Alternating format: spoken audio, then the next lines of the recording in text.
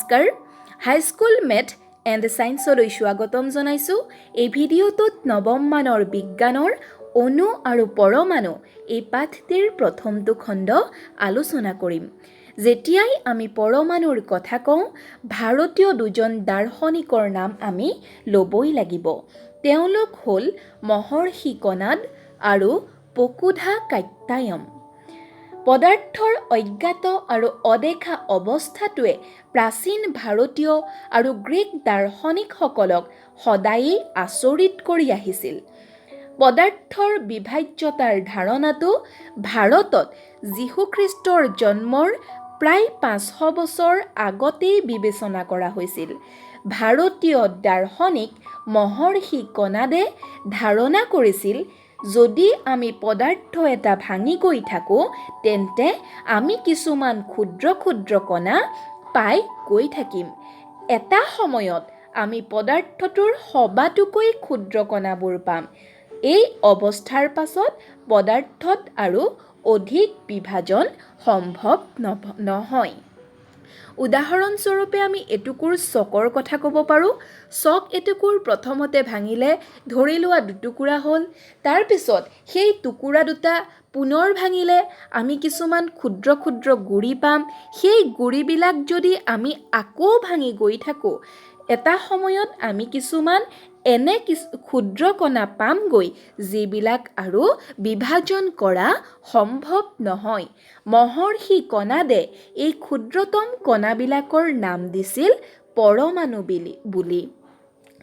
আন এজন ভাৰতীয় দাৰ্শনিক লগতে শিক্ষক পকুধা কাত্যায়নে বিশদভাৱে এই ধাৰণাটোকে দাঙি ধৰি কৈছিল যে এই কণাবোৰ সাধাৰণতে লগ লাগি বিভিন্ন অপদাৰ্থৰ অৱস্থাসমূহৰ সৃষ্টি কৰিছে। সমসাময়িক গ্ৰীক দাৰ্শনিক ডেমক্ৰিটাছ আৰু লিউচিপাছেও একেটা কথাকে কৈছিল।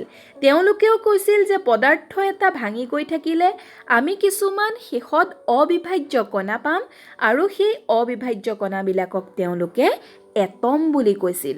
গতিকে আমি কি গম পালোঁ যে পদাৰ্থ এবিধ ভাঙি গৈ থাকিলে আমি এটা সময়ত কিছুমান কণা পাম, যাক আৰু আমি অধিক ভাঙিব নোৱাৰোঁ।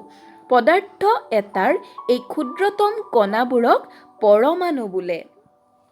আমাৰ বাবে ভাৰতীয় হিচাপে অতি গৌৰৱৰ কথা যে সেই সময়তেই খ্ৰীষ্টপূৰ্বৰ 500 বছৰৰ আগতেই ভাৰতীয় দাৰ্শনিকে নিজৰ চিন্তা শক্তি ব্যৱহাৰ কৰিয়েই পদাৰ্থৰ এই ক্ষুদ্ৰতম অৱস্থাটো আৱিষ্কাৰ কৰিবলৈ সক্ষম হৈছিল। এতিয়া প্ৰথমতে আমি চাই লওঁ আহাচোন, সোণৰ টুকুৰা এটাত থকা সোণৰ সেই ক্ষুদ্ৰতম পৰমাণুবিলাক, যিবিলাক আৰু বিভাজ্য কৰাৰ সম্ভৱ নহয়। তোমালোকে মোক ক'ব পাৰা যে আপুনি দেখোন আগতে কৈছিল যে পৰমাণু এটা ভাঙি পেলাই তাৰ পৰা ইলেক্ট্ৰন, প্ৰটন আৰু নিউট্ৰন পাব পাৰোঁ, যাক আমি পৰমাণুৰ উপপাৰমাণৱিক কণা বুলি কওঁ।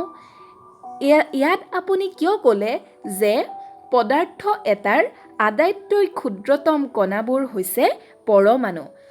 সেইটো হয় যে পৰমাণু এটাৰ ভিতৰত ইলেক্ট্ৰন, প্ৰটন আৰু নিউট্ৰন থাকে। কিন্তু আমি যদি কওঁ পদাৰ্থ এটাৰ আটাইতকৈ ক্ষুদ্ৰতম ৰূপটো কি, তেতিয়াহ'লে আমি কিন্তু পৰমাণু বুলিয়েই ক'ম। ইয়াৰ কাৰণটো হ'ল যে এই পৰমাণুবিলাকৰহে সেই পদাৰ্থটোৰ গুণ থাকে। যেনে সোণৰ পাত এখিলা আমি যদি লওঁ, তাত থকা পৰমাণুবিলাকৰহে সোণৰ ধৰ্ম থাকিব বা সোণৰ গুণ থাকিব। সেই পৰমাণুবিলাকৰ ভিতৰত থকা ইলেক্ট্ৰন, প্ৰটন বা নিউট্ৰনৰ সোণৰ ধৰ্ম নাথাকে। সকলোবিলাক মৌলৰে বা সকলোবিলাক পদাৰ্থৰে যিবিলাক পৰমাণু পাম, সেই পৰমাণুবিলাকেহে সেই পদাৰ্থটোৰ ধৰ্মটো কঢ়িয়াই লৈ যায়। এতিয়া ইয়াত তোমালোকক চিত্ৰত দেখুৱাইছোঁ কেনেধৰণৰে পৰমাণুবিলাক লগ লাগি একোখন সোণৰ পাত বা এটুকুৰা সোণ গঠন হ'ব পাৰে।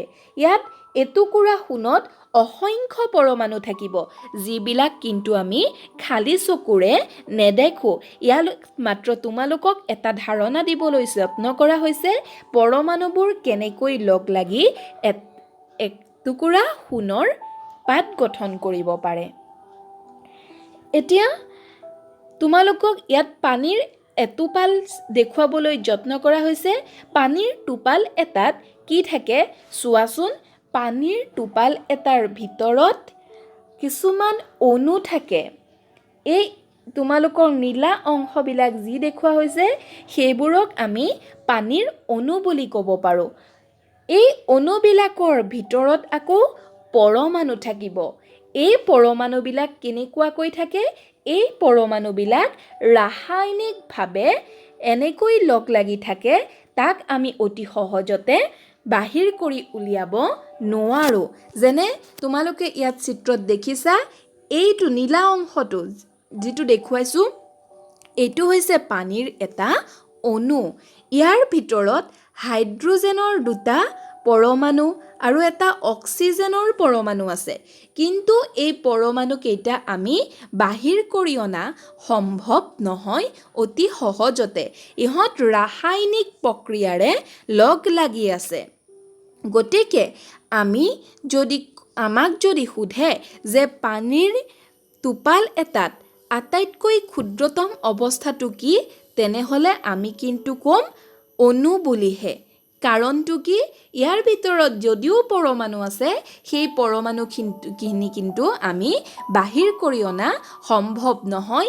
আৰু এই পৰমাণুবিলাক ধৰি লোৱা হাইড্ৰজেন আৰু দুটা পৰমাণু, অক্সিজেনৰ এটা পৰমাণু আছে।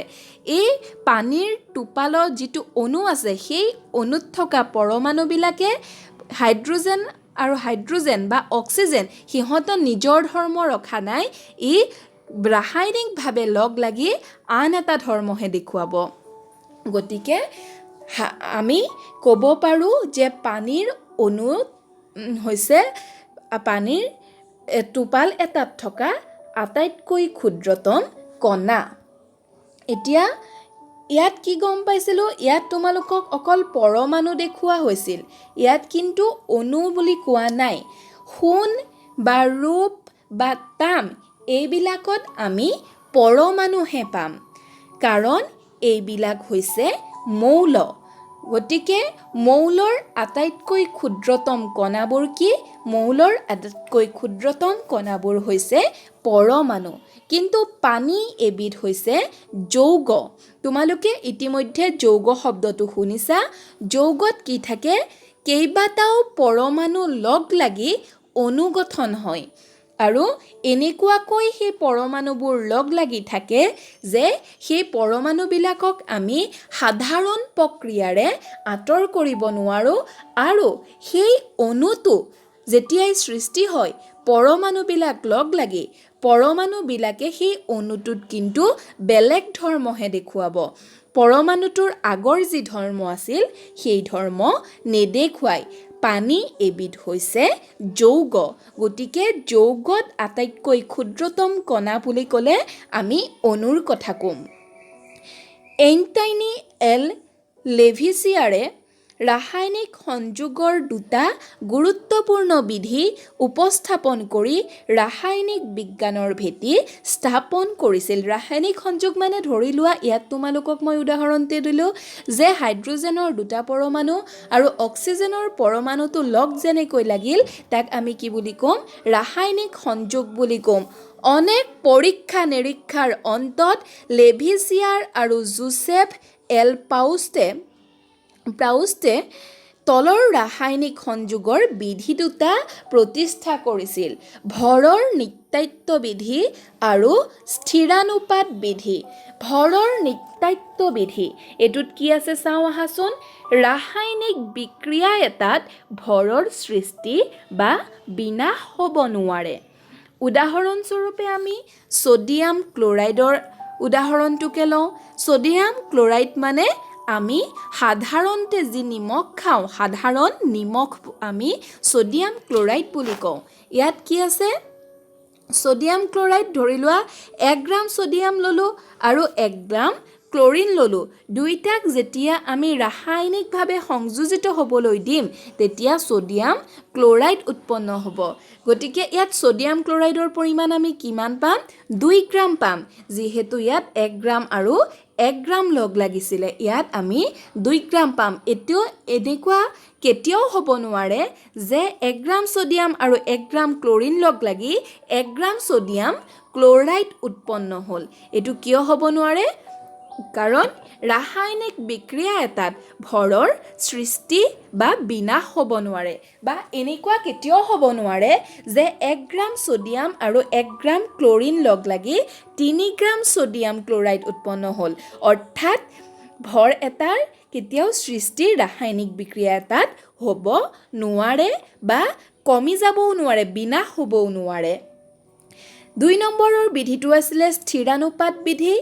এটা ৰাসায়নিক যৌগত মৌলসমূহ সদায়েই স্থিৰ অনুপাতত থাকে।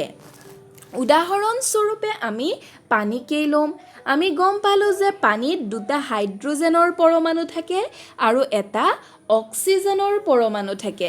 এতিয়া আমি পিছলৈ পাম যে হাইড্ৰজেনৰ পৰমাণু এটাৰ ভৰ 1 ইউ। আমি গম পাম পিছত ইউটো কি। ইয়াত 2টা পৰমাণু আছে, গতিকে 2টা পৰমাণুৰ ভৰ হ'ব 2 ইউ। আকৌ অক্সিজেনৰ পৰমাণু এটাৰ ভৰ হৈছে 16 ইউ। এতিয়া ইউটো পিছত কি গম পাম।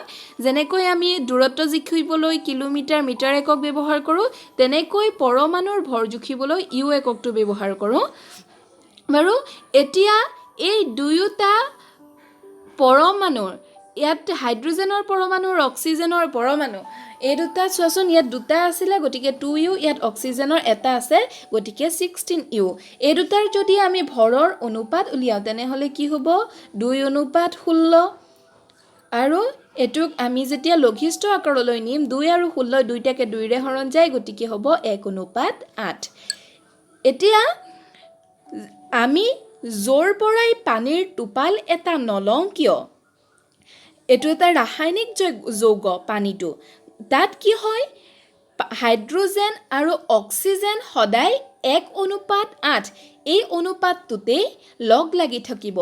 আমি যদি বৰষুণৰ পানী এটোপাল লৈছোঁ, সাগৰৰ পানী এটোপাল লৈছোঁ, যদি বিশুদ্ধ পানী হয়, যদি কুঁৱাৰ পানী এটোপাল লৈছোঁ বা নদীৰ পানী এটোপাল লৈছোঁ, তাত যদি আমি চাওঁ সদায় কিন্তু আমি তাত হাইড্ৰজেন আৰু অক্সিজেনৰ লগ লাগি থকা ভৰৰ অনুপাতটো কি পাম?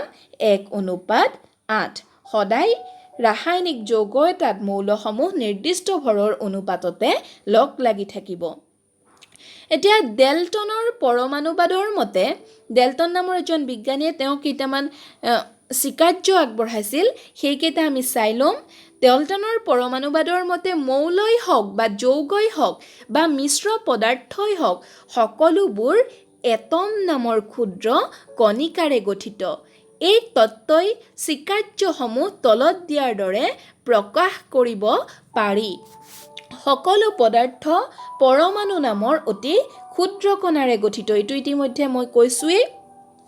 পৰমাণুবোৰ অবিভাজ্য কণা, যাক ৰাসায়নিক বিক্ৰিয়া এটাত সৃষ্টি বা বিনাশ কৰিব নোৱাৰি। নিৰ্দিষ্ট মৌলৰ পৰমাণুবোৰৰ ভৰ আৰু ৰাসায়নিক ধৰ্মসমূহ একে। এই কথাটোত কি ক'লে? ধৰি লোৱা আমি কাৰ্বন আৰু অক্সিজেন লগ লগালোঁ। খৰি জ্বলাইছোঁ, খৰিত কাৰ্বন থাকিব, বায়ুমণ্ডলত অক্সিজেন আছে, তেতিয়া কি সৃষ্টি হ'ব? কাৰ্বন ডাই অক্সাইড গেছ সৃষ্টি হ'ব। কিন্তু আমি ইয়াত কেতিয়াও হাইড্ৰজেন পাব নোৱাৰোঁ। খৰি জ্বলাইছোঁ অক্সিজেনৰ উপস্থিতিত, বা কাৰ্বন আৰু অক্সিজেন লগ লাগিবলৈ দিছোঁ, কাৰ্বন ডাই অক্সাইডেই উৎপন্ন হ'ব। তাত কিন্তু আমি পানী উৎপন্ন হ'ব বুলি আশা কৰিব নোৱাৰোঁ। গতিকে এই কথাটো কি হ'ল যে ৰাসায়নিক বিক্ৰিয়া এটাত পৰমাণুৰ অবিভাজ্য কণা, যাক ৰাসায়নিক বিক্ৰিয়া এটাত সৃষ্টি বা বিনাশ কৰিব নোৱাৰি। গতিকে কাৰ্বনৰ আৰু অক্সিজেন লগ লাগিলে আমি কাৰ্বন আৰু অক্সিজেনৰ কিবা এটাই পাম। কাৰ্বন ডাই অক্সাইডেই পাম, আমি তাত নতুনকৈ কিবা এটা পাম বুলি আশা কৰিব নোৱাৰোঁ, নতুনকৈ কিবা এটা তাত সৃষ্টি হৈ যাব বুলি আশা কৰিব নোৱাৰোঁ। ঠিক তেনেধৰণৰে ধৰি লোৱা আমি H2O লৈছোঁ, H2O মানে কি আছিলে, পানী আছিলে, এইটোক ভাঙি দিলে আমি হাইড্ৰজেন আৰু অক্সিজেনেই পাম, ইয়াৰ পৰা আকৌ কাৰ্বন ওলাই আহিব বুলি আশা কৰিব নোৱাৰোঁ। গতিকে ইয়াৰ পৰা নতুন কিবা এটা সৃষ্টি হ'ব যে সেইটো কথা আমি আশা কৰিব নোৱাৰোঁ। বেলেগ বেলেগ মৌলৰ পৰমাণুবোৰৰ ভৰ আৰু ৰাসায়নিক ধৰ্মসমূহ বেলেগ বেলেগ। এতিয়া যি ধৰি লোৱা আমি সোণৰ এখিলা পাত লৈছোঁ, সোণৰ পাতখিলাত যিখিনি সোণৰ পৰমাণু আছে তাৰ ধৰ্ম কিন্তু একেই হ'ব সকলোবিলাক পৰমাণুৰে। বা তামৰ যদি এখন এটুকুৰা লৈছোঁ, টুকুৰাত তামৰ যি পৰমাণু আছে তাৰ ধৰ্ম কিন্তু একেই হ'ব। কিন্তু সোণ আৰু তামৰ এই তাত থকা পৰমাণুবিলাকৰ ধৰ্ম বেলেগ বেলেগ হ'ব। এই কথাটোকে 3 নম্বৰত কোৱা হৈছে। যৌগ গঠনৰ বাবে পৰমাণুবোৰ অখণ্ড সংখ্যাৰ সৰল অনুপাতত যোজিত হয়। ইতিমধ্যে তোমালোকক H2O ইয়াৰ উদাহৰণ দিয়া হৈছিলে। ইয়াত হাইড্ৰজেনৰ সদায় 2টা পৰমাণু আৰু অক্সিজেনৰ এটা পৰমাণু লগ লাগিয়েই পানী গঠিত হ'ব। কেতিয়াও এনেকুৱা নহয় যে হাইড্ৰজেনৰ 3টা পৰমাণু লগ লাগি গ'ল আৰু অক্সিজেনৰ এটা পৰমাণু লাগি পানী গঠন হ'ল। সদায় ইয়াত অনুপাতটো কি থাকিব, হাইড্ৰজেনৰ 2টা পৰমাণু আৰু অক্সিজেনৰ এটা পৰমাণু লগ লাগিয়েই পানী গঠন হ'ব। এতিয়া এনেকুৱা কেতিয়াও হ'ব নোৱাৰে যে হাইড্ৰজেনৰ 3টা পৰমাণু লগ লাগিল আৰু অক্সিজেনৰ এটা পৰমাণু লগ লাগি পানী গঠন হ'ল। 5 নম্বৰটো হ'ল নিৰ্দিষ্ট যৌগ এটাত পৰমাণুবোৰৰ আপেক্ষিক সংখ্যা আৰু প্ৰকাৰ স্থিৰ থাকে। এইটো কথা ইতিমধ্যে মই আলোচনা কৰিছিলোঁ যে H2Oত কি তাত ভৰ সংখ্যা কিমান থাকে, 1:8 থাকে। সদায় আপেক্ষিক সংখ্যা একেই হৈ থাকিব তাত যেতিয়াই আমি কোনো এটা যৌগ লওঁ। আশা কৰিছোঁ তোমালোকে এই কথাখিনি বুজি পাইছা। পৰৱৰ্তী ভিডিঅ'ত পৰমাণুৰ আন কিছুমান কথা আমি আলোচনা কৰিম। ধন্যবাদ।